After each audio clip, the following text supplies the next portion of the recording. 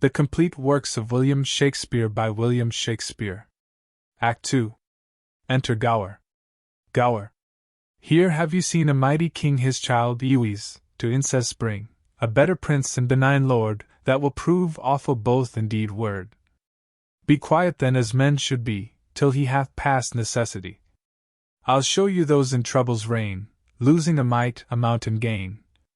The good in conversation, to whom I give my benison, is still at Tarsus, where each man thinks all is writ he speak and can, and to remember what he does, build his statue to make him glorious. But tidings to the contrary are brought your eyes, what need speak I? Dumb show. Enter at one door Pericles talking with Cleon, all the train with them. Enter at another door a gentleman with a letter to Pericles. Pericles shows the letter to Cleon, gives the messenger a reward, and knights him.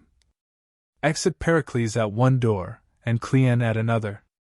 Good Helicane, that stayed at home, not to eat honey like a drone from others' labors, for though he strive to kill and bad, keep good alive, and to fulfill his prince desire, sends word of all that haps in Tyre, how Thaliard came full bent with sin and had intent to murder him, and that in Tarsus was not best longer for him to make his rest. He doing so, put forth to seas, where when men been, there's seldom ease, for now the wind begins to blow, thunder above and deeps below make such unquiet, that the ship should house him safe is wrecked and split, and he, good prince, having all lost, by waves from coast to coast is tossed, all perishin of man, of pelf, no aught escapen but himself, till fortune, tired with doing bad, threw him ashore, to give him glad, and here he comes. What shall be next? Pardon, old Gower, this longs the text. Exit. Scene I. Pentapolis. An open place by the seaside. Enter Pericles, wet. Pericles. Yet cease your ire, you angry stars of heaven. Wind, rain, and thunder, remember earthly man is but a substance that must yield to you, and I, as fits my nature, do obey you. Alas, the sea hath cast me on the rocks, washed me from shore to shore, and left me breath nothing to think on but ensuing death. Let it suffice the greatness of your powers to have bereft a prince of all his fortunes, and having thrown him from your watery grave, here to have death and peace is all he'll crave. Enter 3 fishermen. First fisherman. What ho, pilch! Second fisherman. Ha, come and bring away the nets. First fisherman. What patch breach, I say. Third fisherman. What say you, master? First fisherman. Look how thou stirrest now. Come away, or I'll fetch thee with a one eye on. Third fisherman. Faith, master, I am thinking of the poor men that were cast away before us even now. First fisherman. Alas, poor souls, it grieved my heart to hear what pitiful cries they made to us to help them, when, well a day, we could scarce help ourselves. Third fisherman. Nay, master, said not I as much when I saw the porpoise how he bounced and tumbled? They say they're half fish, half flesh, a plague on them, they ne'er come but I look to be washed. Master, I marvel how the fishes live in the sea. First fisherman. Why, as men do a-land, the great ones eat up the little ones. I can compare our rich misers to nothing so fitly as to a whale, a plays and tumbles, driving the poor fry before him, and at last devours them all at a mouthful. Such whales have I heard on the land, who never leave gaping till they swallow the whole parish, church, steeple, bells and all. Pericles. Aside. A pretty moral. Third fisherman. But master, if I had been the sexton, I would have been that day in the belfry. Second fisherman.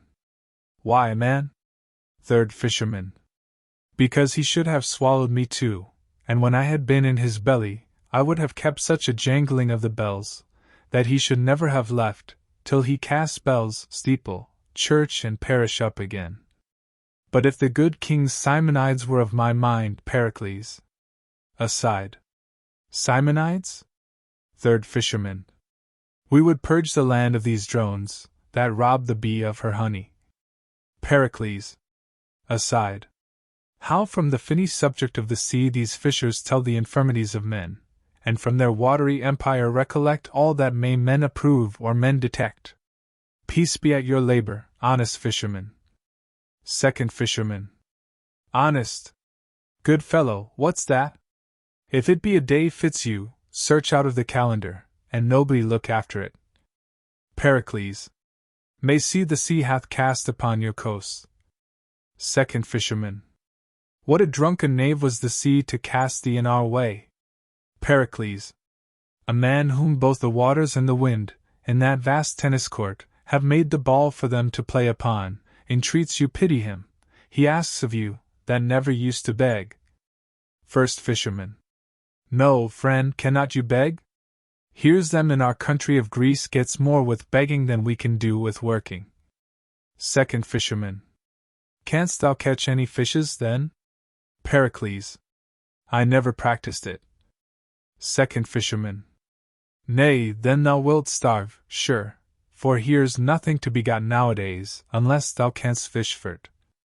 Pericle. The Complete Works of William Shakespeare by William Shakespeare. Act 2.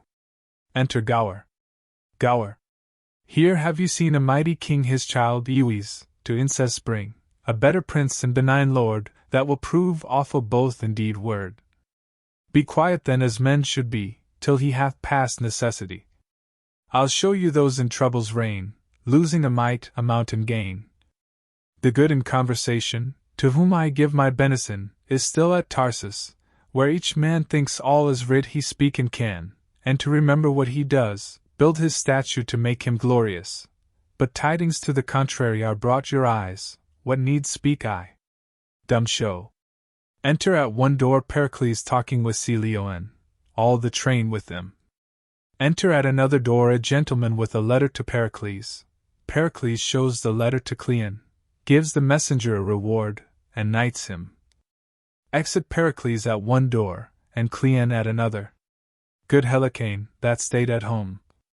Not to eat honey like a drone from others' labors, for though he strive to kill and bad, keep good alive, and to fulfill his prince desire, sends word of all that haps in Tyre, how Thaliard came full bent with sin and had intent to murder him, and that in Tarsus was not best longer for him to make his rest.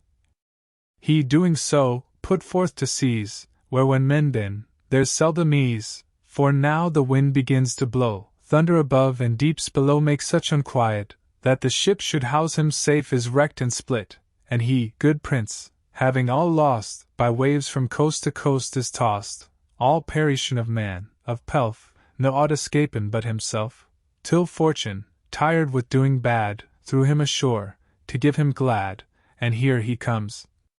What shall be next? Pardon, old Gower, this longs the text. Exit. Scene I. Pentapolis. An open place by the seaside. Enter Pericles, wet. Pericles. Yet cease your ire, you angry stars of heaven. Wind, rain, and thunder, remember earthly man is but a substance that must yield to you, and I, as fits my nature, do obey you. Alas, the sea hath cast me on the rocks, washed me from shore to shore, and left me breath nothing to think on but ensuing death. Let it suffice the greatness of your powers to have bereft a prince of all his fortunes, and having thrown him from your watery grave, here to have death and peace is all he'll crave. Enter three fishermen. First fisherman. What ho, pilch! Second fisherman. Ha, come and bring away the nets. First fisherman. What patch breach, I say. Third fisherman. What say you, master? First fisherman. Look how thou stirrest now. Come away, or I'll fetch thee with a one eye on. Third fisherman. Faith, master, I am thinking of the poor men that were cast away before us even now. First fisherman. Alas, poor souls, it grieved my heart to hear what pitiful cries they made to us to help them, when, well a day, we could scarce help ourselves. Third fisherman. Nay, master, said not I as much when I saw the porpoise how he bounced and tumbled? They say they're half fish, half flesh, a plague on them, they ne'er come but I look to be washed. Master, I marvel how the fishes live in the sea. First Fisherman. Why, as men do a land, the great ones eat up the little ones. I can compare our rich misers to nothing so fitly as to a whale, a plays and tumbles, driving the poor fry before him, and at last devours them all at a mouthful. Such whales have I heard on the land, who never leave gaping till they swallow the whole parish, church, steeple, bells and all. Pericles. Aside. A pretty moral. Third Fisherman. But, master, if I had been the sexton, I would have been that day in the belfry. Second Fisherman. Why, man? Third Fisherman. Because he should have swallowed me too, and when I had been in his belly, I would have kept such a jangling of the bells, that he should never have left, till he cast bells, steeple, church and parish up again. But if the good king's Simonides were of my mind, Pericles. Aside. Simonides? Third Fisherman. We would purge the land of these drones, that rob the bee of her honey. Pericles. Aside. How from the finny subject of the sea these fishers tell the infirmities of men, and from their watery empire recollect all that may men approve or men detect. Peace be at your labor, honest fisherman. Second Fisherman. Honest. Good fellow, what's that? If it be a day fits you, search out of the calendar, and nobly look after it. Pericles. May see the sea hath cast upon your coasts. Second Fisherman. What a drunken knave was the sea to cast thee in our way. Pericles. A man whom both the waters and the wind, in that vast tennis court, have made the ball for them to play upon, entreats you pity him. He asks of you, that never used to beg. First Fisherman. No, friend, cannot you beg? Here's them in our country of Greece gets more with begging than we can do with working. Second Fisherman. Canst thou catch any fishes, then? Pericles. I never practiced it. Second Fisherman. Nay, then thou wilt starve, sure, for here's nothing to be got nowadays, unless thou canst fish for't.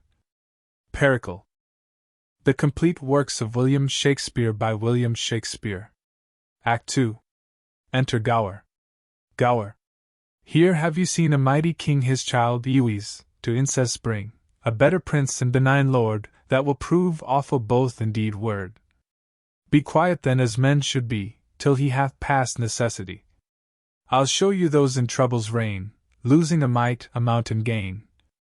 The good in conversation, to whom I give my benison, is still at Tarsus, where each man thinks all is writ he speak and can, and to remember what he does, build his statue to make him glorious. But tidings to the contrary are brought your eyes, what need speak I? Dumb show. Enter at one door Pericles talking with Cleon, all the train with them. Enter at another door a gentleman with a letter to Pericles. Pericles shows the letter to Cleon, gives the messenger a reward, and knights him. Exit Pericles at one door, and Cleon at another. Good Helicane, that stayed at home.